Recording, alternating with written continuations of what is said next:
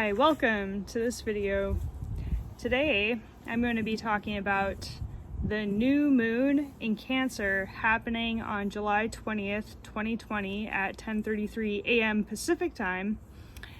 And I'm also going to talk about the full moon in Aquarius coming up on August 3rd, 2020 at 8:59 a.m. Pacific time.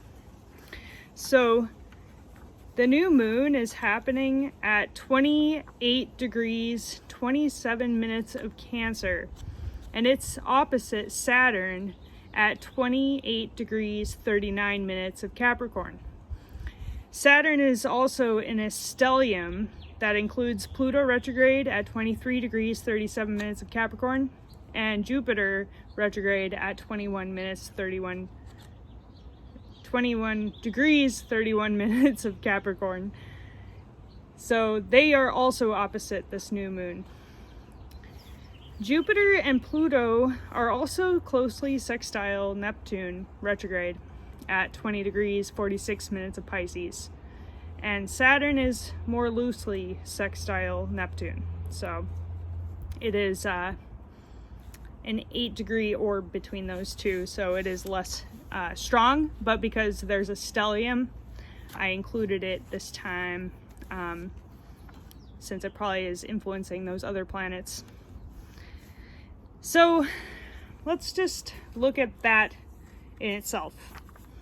So right now, there's kind of a reworking of the systems and structures in our lives as well as in the collective at this time. There's definitely a reflection period happening of, is this system working? Is this system still doing what it's intended to be doing? And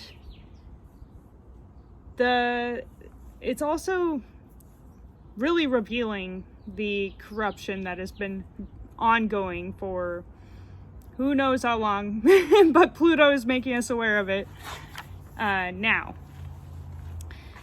And with it opposite the new moon in Cancer, this new moon in Cancer is helping us to kind of focus in on our own little sphere and focus in on our home, our family, and we're looking at the systems that are in our more immediate lives as well, and how we can be better at contributing to making this world a better place. Because I feel like the sense of responsibility that has come up for us recently is definitely it's interacting with this Cancerian energy, which is very much about our inner world and our emotional state and our family and our home. And we can kind of look at what we are doing within our own homes that could be contributing to either the more positive potentials or the more negative potentials in terms of how we have grown up to contribute to the systems. Reworking these systems within our own sphere can actually have a ripple effect on the system itself. So if you are growing your own food, for instance, this is preventing food from being transported to the grocery store from other places. But of course, if you do buy food from the store and you are supporting local farmers, you're still actually contributing to something positive. And basically reworking things such as that. Waste, for instance,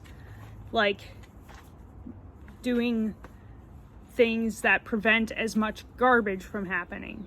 So reusing plasticware and reusing materials instead of throwing them away, or recycling them instead of throwing them away, and getting as many recyclables as possible. That's like a sort of a thing where you can have a impact over time on the system. So what you choose to do in your own inner world can ripple out to the outer world. So that's kind of how I feel like this stellium opposite the new moon is kind of influencing us. This can also be about trying to find that balance between your outer world, like, this whole, feeling like you have to keep up with things, the grind, the hustle mentality. This kind of stuff can kind of impose itself upon you and influence you to do things a certain way. But if you hone in on how you're actually feeling on the inside, then you can act from a place of what feels right to you from an internal perspective. So this new moon could be about finding that emotional balance, not looking so much outside of yourself for, keeping up with what you perceive to be, if you feel like your perception of how you feel about maybe your outer world, your career, your public standing, stuff like that. So this kind of sense of being able to kind of go back within yourself so that you can act from a place of emotional alignment rather than from this kind of outer perception thing, like where you feel like you have to keep up with things or something, right? So that's what this new moon could also be bringing up. And the sextile between the stellium in Capricorn and Neptune also kind of confirms that similar thing, but Neptune helps you to get in touch with your intuition and your innermost dreams and really what you're attempting to manifest. So what's happening unconsciously has a great impact on what you manifest. So if you are just kind of not being conscious of what's unconsciously going on, which I guess is kind of a funny oxymoron in a way, but it's about attempting to become conscious of what is unconscious within yourself so that you become aware of what you're manifesting. And also by doing that, you are being more intentional with what you are manifesting. So getting in touch with your intuition, listening to your intuition, actually doing meditation and listening to those unconscious feelings can bring forward new ideas, new dreams, and new action steps that you can take so that you are able to bring forward that deeper sense of what it is you desire and manifest that into reality. And the new moon is loosely trine Neptune on this day, so you may have a slightly dreamier day when you first wake up. You might have had some vivid dreams, might have felt a little bit more feeling like, those unconscious feelings are coming up to the surface for you on that day. So that is why it would be a good idea to get in touch with that and listen to it. And sometimes when it comes to that, it can sometimes be positive, but it can also sometimes be negative. It just depends on what is coming up for you unconsciously during that time.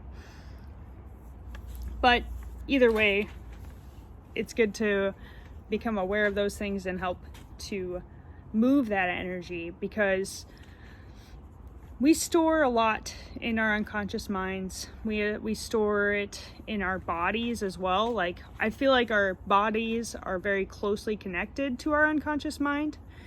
I mean, that's why getting a massage is nice, but obviously that's not really working out right now. You know, but it helps you to move your body, to release emotions as well. So like, if you do feel like stuck emotions are happening, if you're feeling stagnant in any way, moving, stretching, and singing. I love singing to like move emotion, because whenever I get kind of like this, you know, especially when it gets rainy and gray, I notice there's a lot of intensity sometimes for me emotionally, and you know, singing is the way that I clear that energy. So I, you know, sing right into the pain, whatever it is like that's happening. I just sing into it, whatever, use the tones, whatever you know comes out, whatever wants to come out, I just let it happen. So if you know, get you know, time to yourself, and then you can really experiment with using sound healing and stuff.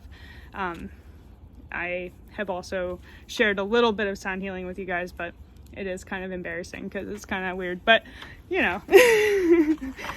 Anyways, the South Node is at 28 degrees 57 minutes of Sagittarius, and it's semi-sextile the stellium in Capricorn, while the North Node at 28 degrees 57 minutes of Gemini is semi-sextile this new moon in Cancer. And the North Node is in conjunct the stellium, and the South Node is in conjunct the new moon. So they are kind of creating some, like, a cool little pattern, and it's a very close, you know, close orb. So, yeah. What I feel this is bringing up is that we are basically moving from this outer energy, this expansive energy even, into a more focused energy, into our more immediate environment, our home. I mean, this is pretty obvious that this is happening. And so like, we're able to have more communication and more connection with our home and our family and even our neighbors. The people who are in our more immediate environment. So this focus on, you know, going far, you know, travel, and, you know, focus on achieving. This stuff is kind of being reined in a little bit at this time with all the retrograde planets in Capricorn and the South Node being in Sagittarius. So we're kind of moving away from that, you know, hustle and, you know, the hustle bustle. And now we're like, okay, you know, let's hone in on what's going on in my home, what's going on in my neighborhood, and in doing that, we're able to have more open communication with those who are in our immediate environment, and, you know, being able to communicate about how we're feeling more easily and that kind of thing. And Mercury is at 8 degrees 39 minutes of Cancer, and it's square Chiron, which is retrograde, at 9 degrees 24 minutes of Aries, as well as Mars at 12 degrees 48 minutes of Aries. So Mercury squaring Chiron and Mars. This helps us to really confront the wounds that may have occurred in our childhood, may have occurred when we were growing up, and to be able to communicate and confront those things directly. That's what Mercury square Mars conjunct Chiron will be doing for us.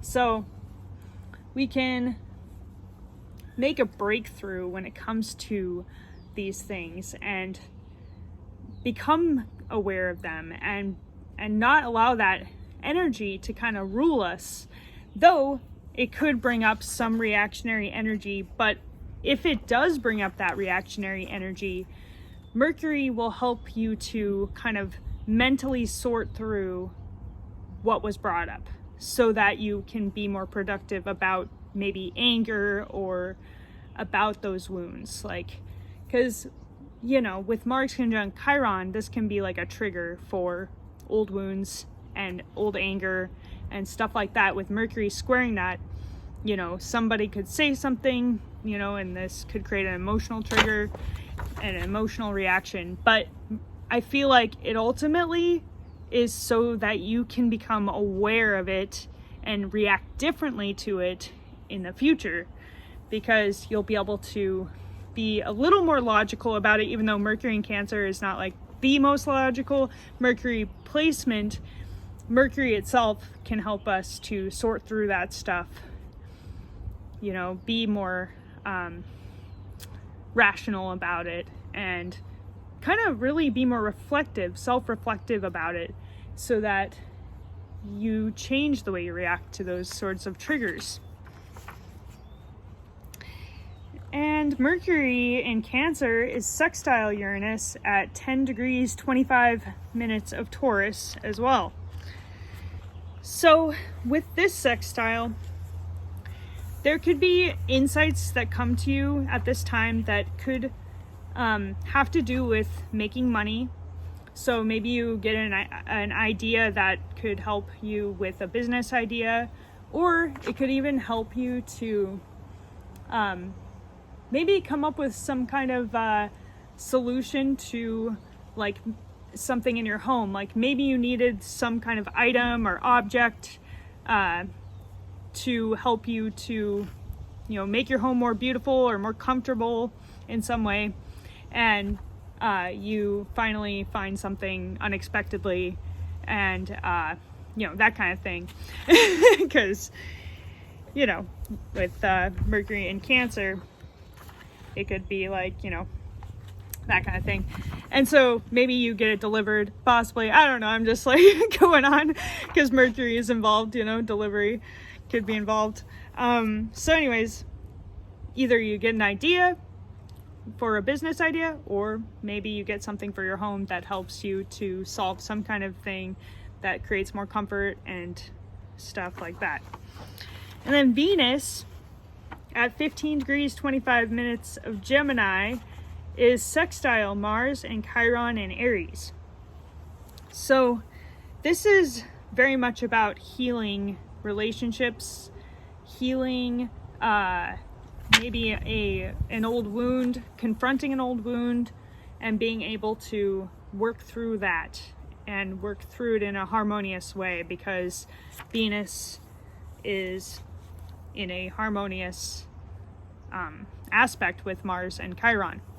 And it could also, with that sextile to Mars, it could also bring forward more passion and excitement in your relationships, and it can maybe like create more like mental stimulation as well. So yeah, it sounds like a nice kind of thing. All right, and then this full moon in Aquarius on August 3rd is at 11 degrees 46 minutes of Aquarius, and opposite the sun in Leo of those same degrees.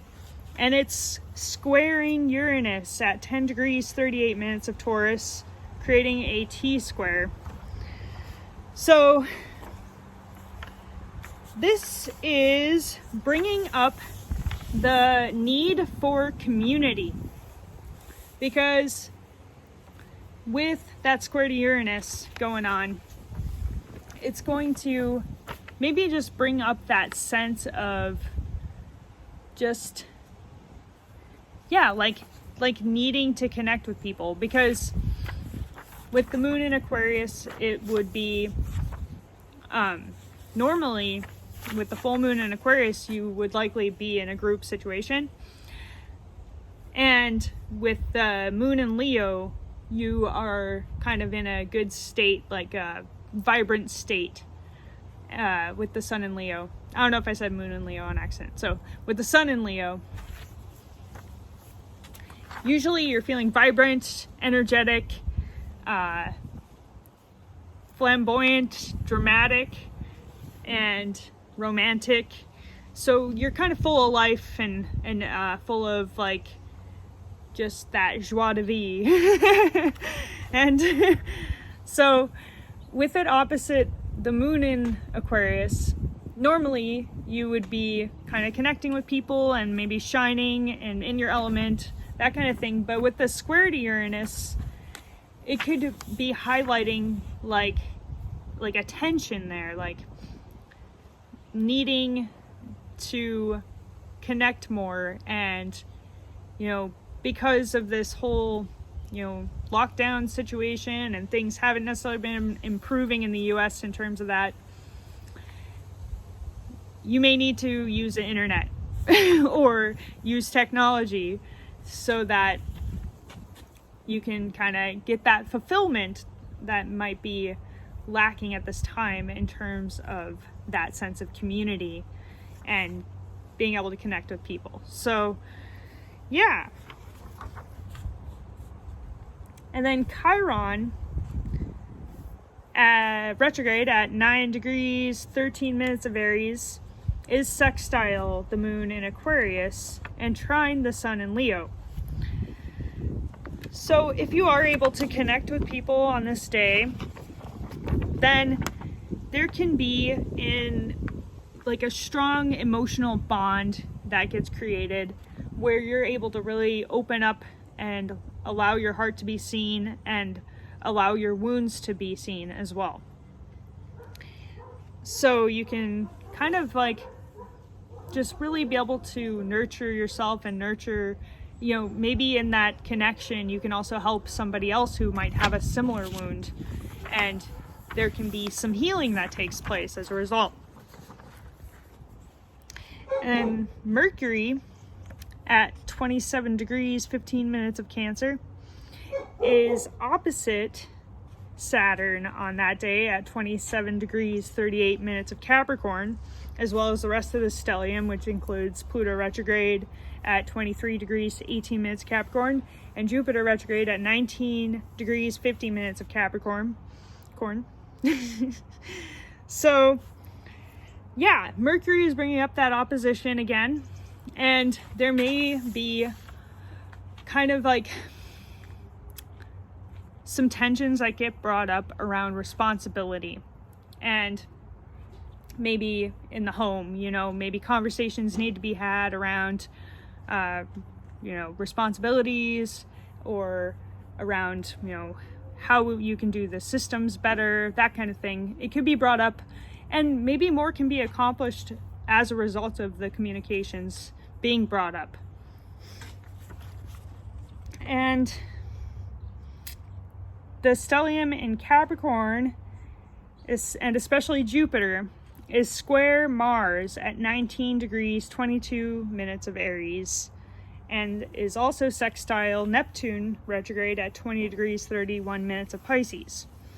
So Jupiter square Mars could, okay, so Jupiter is a very fiery planet and Mars is a very fiery planet, and they're squaring each other. So this could be a bit intense in some ways. I mean, there's two possibilities. You either have a whole bunch of energy and are able to get a whole lot of stuff done.